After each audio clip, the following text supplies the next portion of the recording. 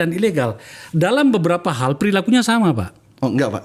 Kalau itu saya... Dalam beberapa hal loh. Iya. Bahasanya tetap merongrong, meneror. Maaf, Pak, kalau saya boleh jawab. Okay. Dalam segala hal, pinjol legal dan ilegal berbeda 1000%. Apa yang membedakan mereka ya? Pertama, Pak, pinjol ilegal itu dilarang melakukan penagihan yang melanggar ketentuan perundang-undangan. Itu jelas ada, Pak. Begitu ada laporan terbukti, cabut izin. Kemudian kedua, Pak, yang saya sampaikan tadi, pinjol legal itu maksimum denda dan penaltinya hanya 100% dari pokok. Jadi kalau ada masyarakat di sini yang meminjam di pinjol legal, kemudian tagihannya melebihi 100% dari pokok pinjam, mau tidak dibayar pun sekalipun ya tetap masuk di mana, di fintech data center. Kalau kita menyebutnya itu fintech data center, database yang mencatat semua yang prestasi. Mau 10 tahun pun kamu nggak bayar ya tetap sejuta tadi ya 2 juta. Jadi pokok 1 juta plus bunganya 1 juta. Itu aja. Jadi maksimal 2 juta. Maksimal 2 juta. Nggak boleh di atasnya 3 juta, 4 juta, selebihnya itu nggak usah dibayar. Dan yang kalau Bapak pinjam di pinjol legal, dia batas maksimum penagihannya itu hanya sampai dengan 90 hari. Setelah lewat 90 hari Bapak masih juga tidak membayar, dia tidak boleh lagi menagih Bapak. Dia harus menyerahkan ini ke collection lain yang punya lisensi di bawah AFPI. Kenapa dibawa lisensi di bawah AFPI? Karena cara-cara manusiawi menagihnya, Pak. Ya, oke. Jadi 1000% beda loh, Pak ya, ilegal dengan legal. Halo, assalamualaikum warahmatullahi wabarakatuh. Selamat sore buat teman-teman semuanya. Bagaimana kabarnya teman-teman semuanya, terutama yang sudah ada di YouTube Solusi Hutang MB. Saya berharap Anda semuanya dalam keadaan baik. Oke, mengenai pinjol legal, saya tadi malam menonton salah satu podcast dari Bapak Akbar Faisal. Ya. Di situ cukup menarik, yang mana di situ ada salah satu bidang yang mana juga sudah lama Bapak itu menghilang, dan saya baru menemukan jawabannya pas di acara podcast itu. Ternyata Bapak itu mengundurkan diri dari OJK, ada beberapa alasan ya. Tapi yang menjadi menarik dalam pembahasan itu adalah tentang pinjol legal ya. Nanti kalau sempat saya coba tayangkan sedikit videonya nanti, tapi kalau enggak mungkin kita akan lanjutkan aja untuk menceritakan bagaimana dengan pinjol legal ini dan apa juga yang saya rumuskan di dalam pembicaraan itu. Ya walaupun saya perhatikan Bapak itu masih agak menjaga ya, mungkin ya sesuai dengan yang beliau sampaikan. Nanti teman-teman bisa untuk video fullnya bisa tonton aja di channel Bapak Akbar Faisal itu menarik banget, itu cerdas banget pembicaraannya, bagus untuk Anda yang baru telat bayar dan gagal bayar ya. Walaupun belum ada lebih spesifik karena itu lebih mengarahnya ke pemilik pinjolnya aja, bukan ke para korban yang menjalani telat bayar dan gagal bayar. Oke, sebelum saya lanjutkan untuk membahas video ini, buat teman-teman semuanya yang belum mensupport channel ini, boleh disupport dulu, boleh didukung dulu. Mudah-mudahan dengan supportan dan dukungan Anda, channel ini makin berkembang lagi dan saya makin semangat lagi memberikan motivasi dan edukasi. Silakan.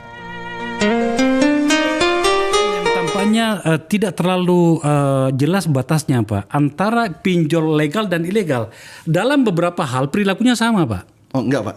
Kalau itu saya... Dalam beberapa hal loh. Iya. Bahasanya tetap merongrong, meneror. Maaf, Pak, kalau saya boleh jawab. Okay. Dalam segala hal, pinjol legal dan ilegal berbeda 1000%. Apa yang membedakan mereka ya? Pertama, Pak, pinjol ilegal itu dilarang melakukan penagihan yang melanggar ketentuan perundang-undangan. Itu jelas ada, Pak. Begitu ada laporan terbukti, cabut izin. Kemudian kedua, Pak, yang saya sampaikan tadi, pinjol legal itu maksimum denda dan penaltinya hanya 100% dari pokok. Jadi kalau ada masyarakat di sini yang meminjam di pinjol legal, kemudian tagihannya melebihi 100% dari pokok pinjaman, misalnya laporkan. 1 juta, dia paling maksimum itu 1 juta. 1 juta saja. 1 juta selesai. Ya. Mau tidak dibayar pun sekalipun ya tetap masuk di mana, di fintech data center. Kalau kita menyebutnya itu fintech data center, database yang mencatat semua yang prestasi. Mau 10 tahun pun kamu nggak bayar ya tetap sejuta tadi ya 2 juta. Jadi pokok 1 juta plus bunganya 1 juta. Itu aja. Jadi maksimal 2 juta. Maksimal 2 juta. Nggak boleh di atasnya 3 juta, 4 juta, selebihnya itu nggak usah dibayar. Dan yang ketiga, Pak,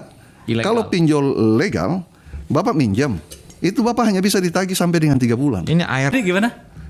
Kalau Bapak minjam di pinjol legal, dia batas maksimum penagihannya itu hanya sampai dengan 90 hari. Setelah lewat 90 hari Bapak masih juga tidak membayar, dia tidak boleh lagi menagih Bapak. Dia harus menyerahkan ini ke collection lain yang punya lisensi di bawah AFPI. Kenapa di bawah lisensi di bawah AFPI? ini menarik. Karena cara-cara manusiawi menagihnya, Pak. Ya, oke. Jadi 1000% beda loh, Pak ya, ilegal dengan legal. Oke, terima kasih buat teman-teman semuanya yang sudah mensupport dan mendukung. Tentang pinjol legal, itu yang dibicarakan di dalam podcast itu, ya. Bahwasannya ketika orang-orang ini sudah melangkah dari pinjol ilegal ke legal, dan di situ ketika dari tuan rumahnya sendiri ya, Bapak Akbar itu bertanya, bagaimana dengan pinjol legal? Ternyata Bapak Henrikus menjawab, pinjol legal dan ilegal berbeda 1000%. Ya, pinjol legal dan ilegal berbeda 1000%.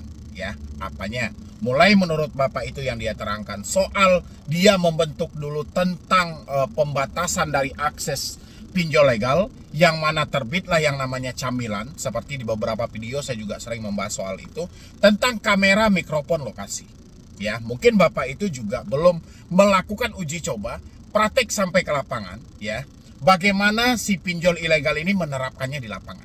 Apakah sudah sesuai dengan yang dikatakan Bapak itu ketika dia membuat aturan? Mungkin Bapak itu berasumsi ketika aturan itu sudah dia terbitkan, ya, semua pinjol legal telah mengikuti aturan itu. Oke.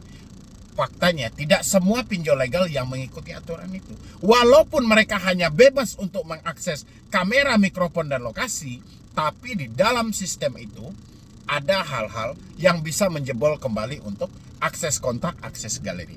Kalau enggak, mustahil pinjol-pinjol legal bisa melakukan nada ancaman, ya, dengan kata kami akan menghubungi kontak-kontak saudara-saudara Anda, ya, pokoknya semua. Ya, mustahil pinjol-pinjol legal itu bisa mengucapkan hal-hal itu dalam sesi penagihan. Itu yang pertama. Yang kedua adalah tentang kata Bapak itu, lewat dari 90 hari pinjol legal tidak boleh melakukan penagihan lagi. Ya. Dan kalaupun boleh, pihak dari pinjol ini harus menunjuk pihak ketiga yang menjalin kerjasama dengan pinjol ini, tapi di bawah naungan AFI. Ya, Asosiasi Fintech Pendanaan Bersama Indonesia. Oke. Menurut versinya itu jauh lebih baik, tidak mengucapkan kata-kata kasar lagi. Ya, praktek di lapangan Bapak juga belum meninjau.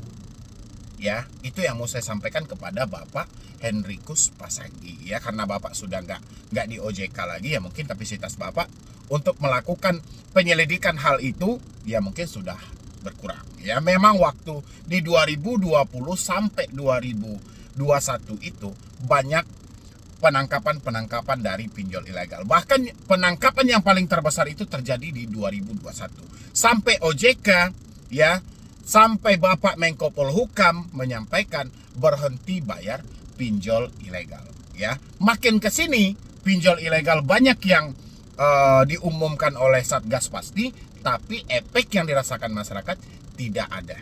Ya, kita berbalik ke wajib menagih 90 hari. Memang Bapak itu menyampaikan dilarang menagih dari pinjol legal setelah 90 hari. Penagihan bisa dilanjutkan kepada pihak ketiga yang menjalin kerjasama dengan pinjolnya, tapi di bawah naungan Asosiasi Fintech Pendanaan Bersama Indonesia.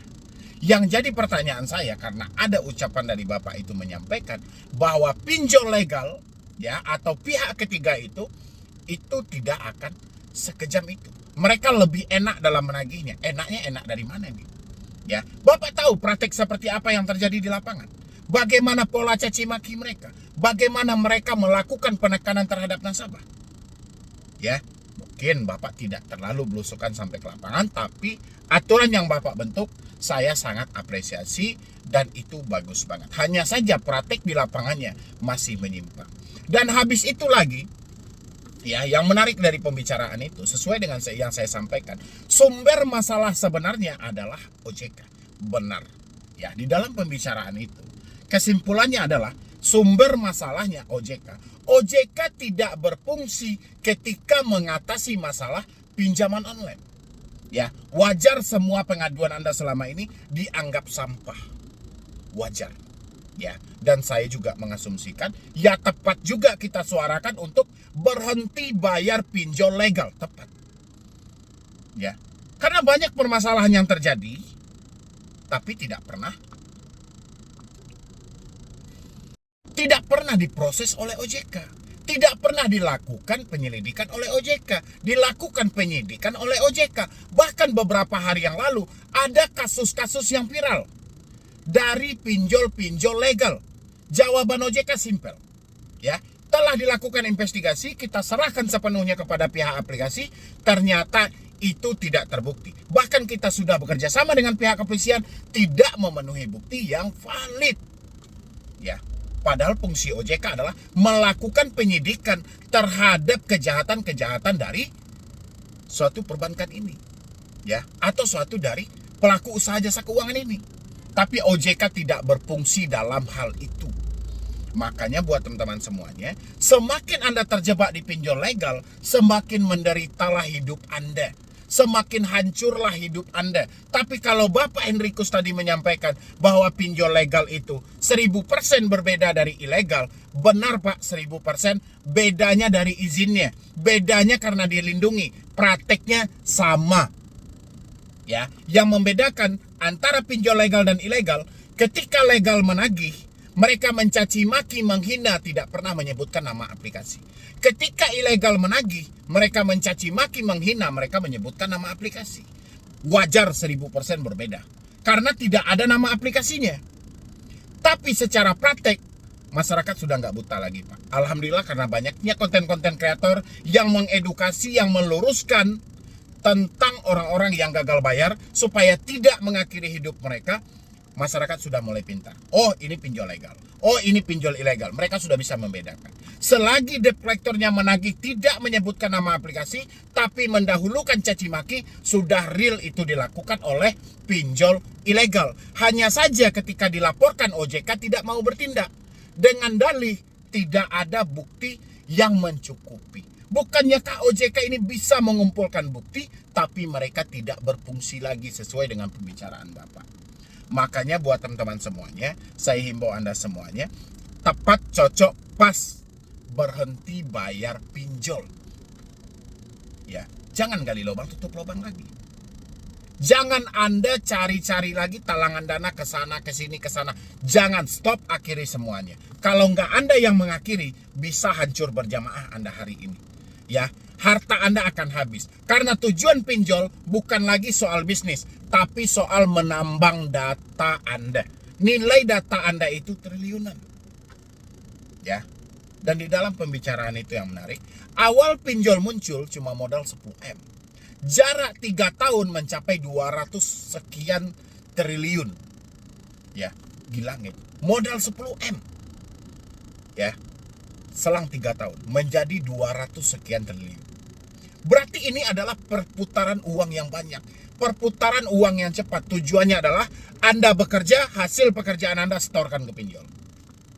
Mereka cover. Mereka bungkus. Hidup Anda susah, wajar. Tapi lebih susah lagi kalau Anda tidak mendengarkan ucapan saya hari ini. Itu lebih parah lagi. Ya, apa yang harus dilakukan Bang? Rapatkan barisanmu, kompak semuanya, berhenti gali lubang tutup lubang, berhenti bayar pinjol. Ya, mungkin dari saya cuma itu aja. Nanti video yang maghrib kita akan bahas yang lebih detail lagi, dan jangan lupa untuk disupport channel ini supaya channel ini makin berkembang, dan jangan lupa untuk juga di-share sebanyak-banyaknya ke teman-teman Anda supaya di luar sana juga mengetahui ada konten-konten yang mengedukasi dan menyelamatkan pemikiran mereka dari rasa takut dan membatasi kelakuan mereka atau kegiatan yang mau mereka lakukan yang mana itu akan merugikan diri mereka sendiri. Ya, jadi sekian dulu dari saya, Medi Broni. Wassalam.